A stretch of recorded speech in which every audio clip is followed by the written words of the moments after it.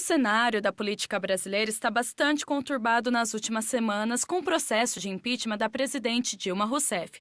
Para entender os passos deste processo, conversamos com o professor Fabrício Pessato. No período atual que nós estamos vivenciando, é uma interpretação de que as chamadas pedaladas fiscais praticadas pelo governo Dilma Rousseff, não só as pedaladas, mas outras coisas, como por exemplo, o fato do governo autorizar alguns gastos que não estavam previstos no orçamento, que ferem a lei de responsabilidade fiscal, então esse é um outro ponto.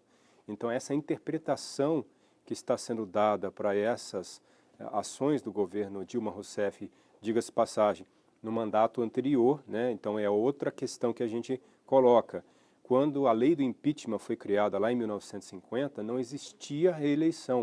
O expediente da reeleição ele passou a existir a partir de 1997. O Supremo Tribunal Federal interveio nesse processo porque houve um atropelo, né, por parte do presidente da Câmara no processo, nos trâmites naturais do processo de impeachment. Essa segunda chapa, formada majoritariamente por integrantes da oposição, que faria com que o processo não teria a total lisura, vamos dizer assim, a total imparcialidade, que é o que se espera de um processo democrático. Para o professor, esse jogo de poder pode afetar a democracia, já que as cenas dos próximos capítulos serão decididas com pareceres políticos e não jurídicos.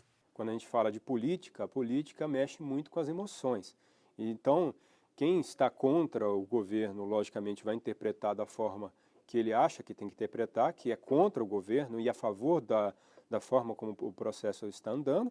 E quem é a favor do governo, quem é a favor do PT, vai se posicionar contra, dizendo que se trata de um golpe. Eu acredito que essa dupla interpretação ela pode gerar um trauma na democracia brasileira. Eu acredito que esse processo talvez se arraste até para mais maio, junho. Tá? Então, a Câmara vai analisar todo o processo, vai em votação aberta, né, nominal, assim como foi na votação do impeachment do Fernando Collor, dizer se é a favor ou contra o impedimento da presidente da República. E aí o Senado aprova ou não aprova o impedimento da presidente da República.